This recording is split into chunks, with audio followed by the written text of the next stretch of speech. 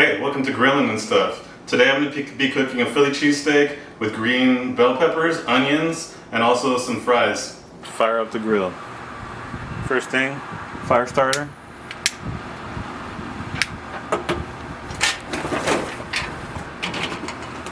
Chimney. Some charcoal. Since we're going at a lower temperature today, I only fill up half my chimney. Alright, now to make the fries. Alright, time to cut the potato, cut it in half. Your flat side down. Angled. Thinner slice.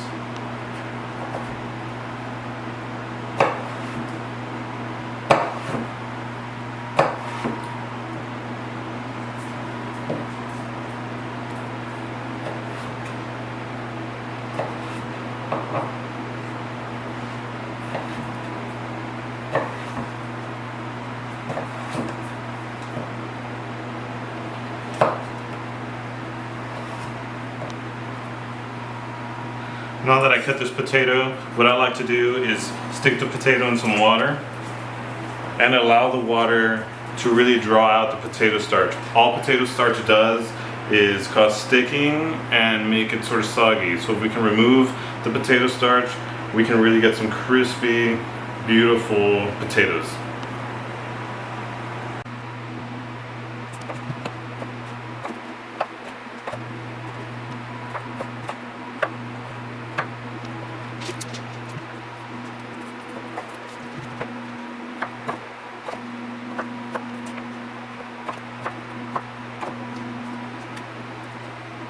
Now what I'm going to do is just move it around, make sure they're all nice and covered.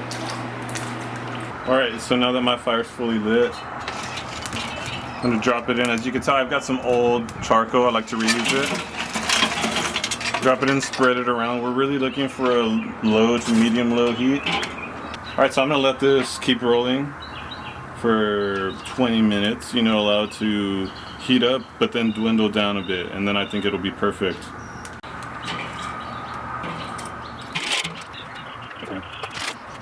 I like a clean grill, so I'll just take my grill brush, scrape it down while it's getting hot.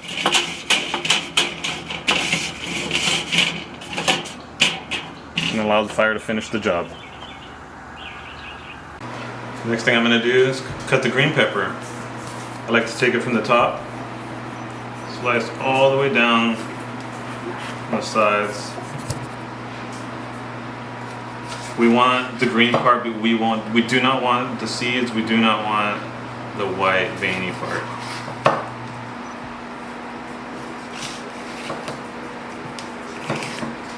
Oh, just trash. I like to cut the bell pepper nice and thin.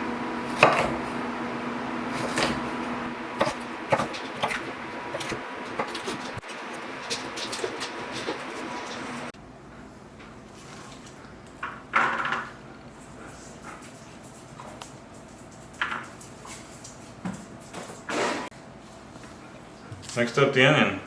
Just want long thin slices. This is the roots part. I like to cut off the top.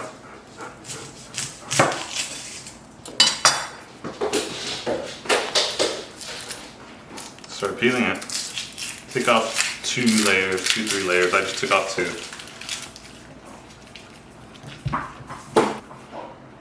Alright, what we're going to do is just thin slices.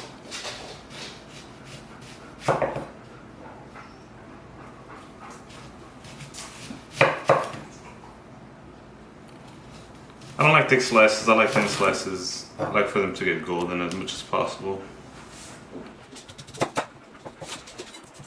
Alright, you got your onion ring now in thin slices.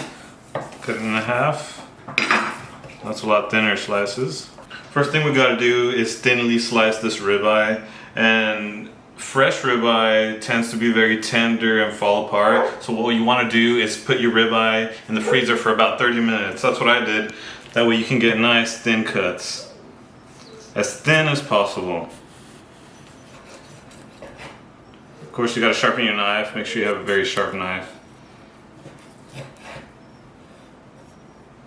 Be very careful, you know. See how thin these are?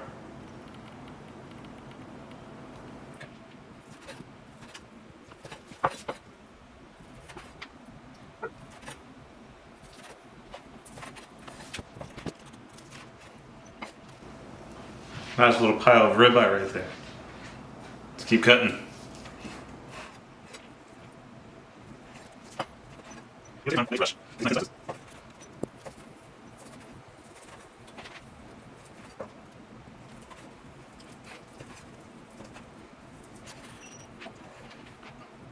Now to get the oil ready for frying.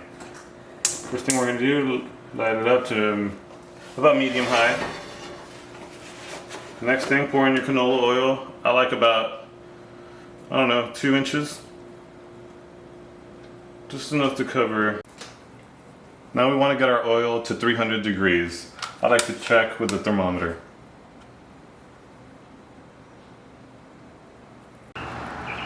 Alright, now I've got a low flame here. I'm going to even it out.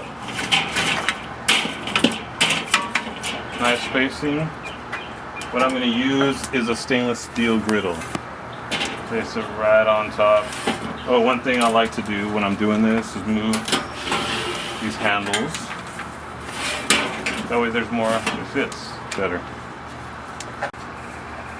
Alright, now I cover it. Cover it, the top about halfway. I let it preheat for about 3 minutes. What we have here is a submarine roll. What I'm going to do is cut it down the middle, try to create a hinge to create a sandwich with a sandwich.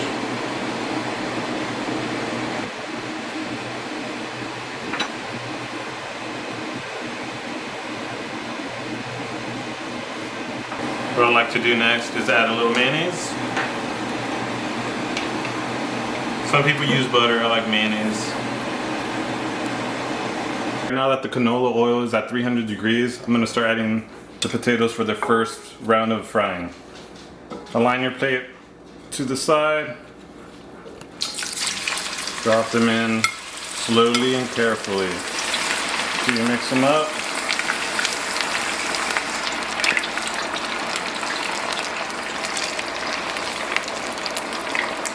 Alright, and now we fry for about 5 minutes.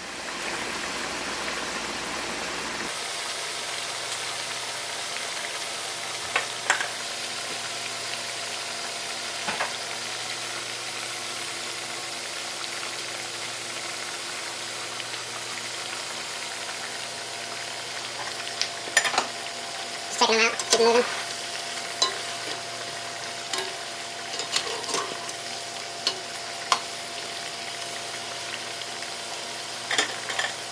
It's been about 5 minutes and my potatoes are easy to poke.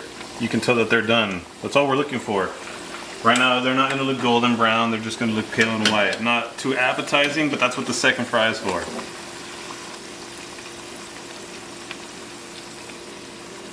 Alright, next thing we're going to do, turn it up a little bit. We're aiming for 375. Alright, first thing we're going to do is put a little vegetable oil.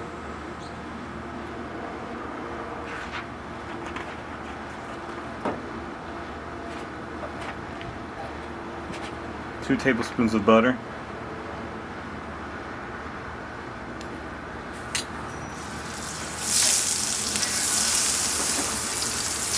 As that heats up, we go ahead and put our vegetables.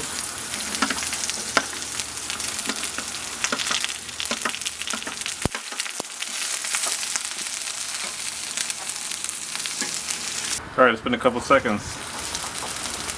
Keep it moving.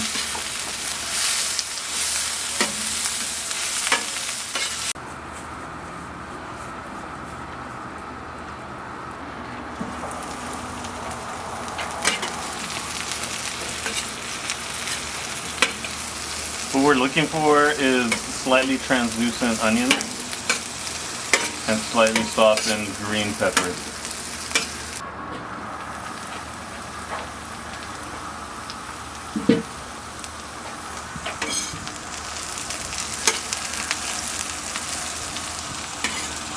Alright, we're approaching what I think is the right color. some translucent, some caramelization.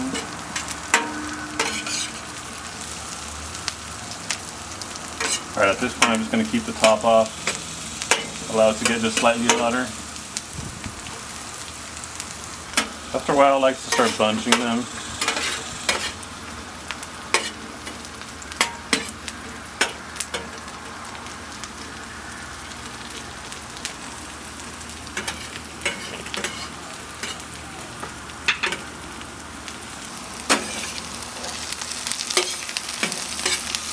Alright, now I see the right colors here. What I'm going to do is move this off to the side and introduce my steak.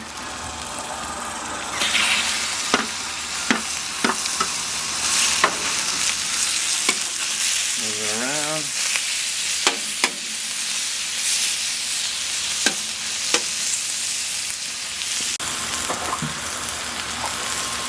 Alright, now that I see most of the red gone, I'm just going to incorporate them all. At this point I like to season it with a little bit of salt.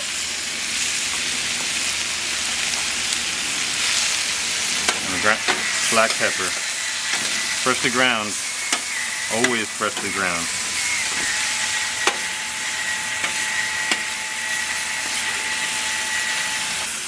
I'm going to get my bread on here and toast it. Said earlier, a little mayonnaise. Move it around a little. Press. Make sure the whole surface is touching. Put it around a bit over here.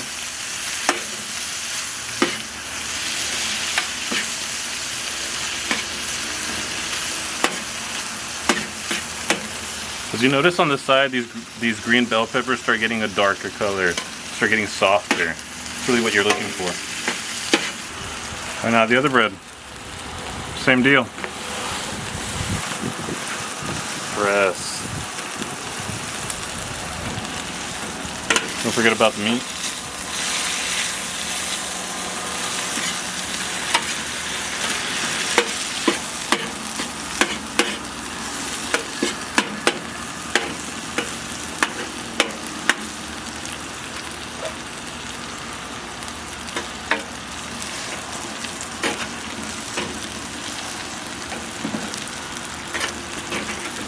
Alright, let's check it out.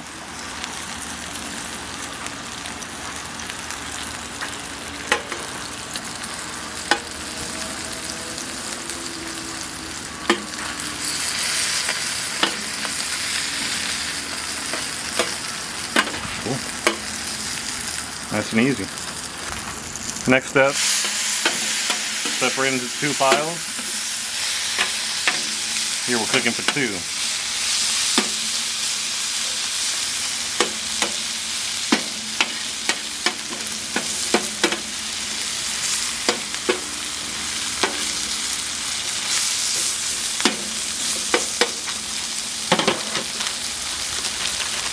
What I like to do now is add some provolone cheese slices on top. There's a world inside my head. I get lost in it from time to time. No one has. Grab your bread, put it on top. 3-hand effort here.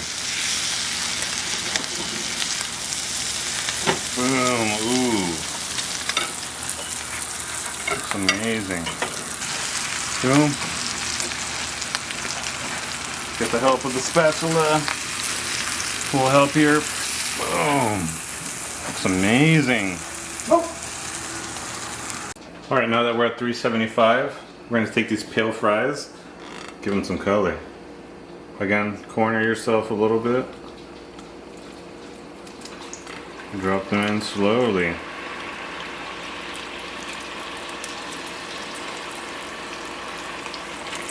So at this point, these potatoes are already cooked, and all we're looking for is a crispy, colorful texture.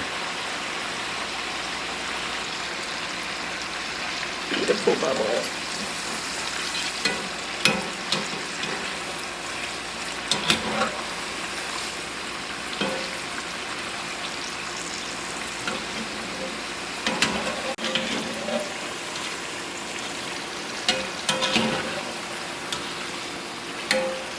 we're gonna go a little further.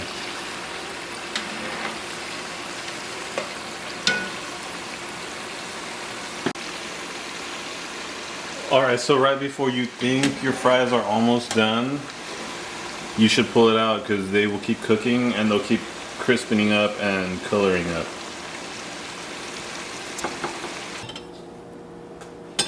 Harley's Texas style barbecue seasoning tastes really good on some fries.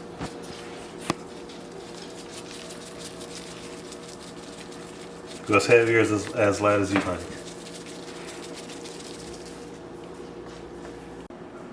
Alright, now for the final bite. First thing, I'll try the potatoes.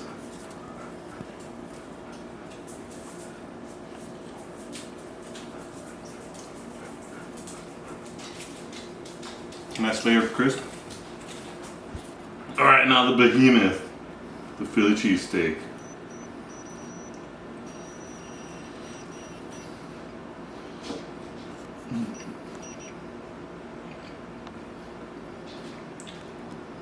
Great flavors. So we have the caramelized onions. You get this nice sugary note to it. The green pepper, the slightest of spice, mostly flavor for me. And then you got the ribeye. I mean, what else? What else can you say about ribeye? Tasty, juicy, a little greasy, but you know, it's a Philly cheesesteak.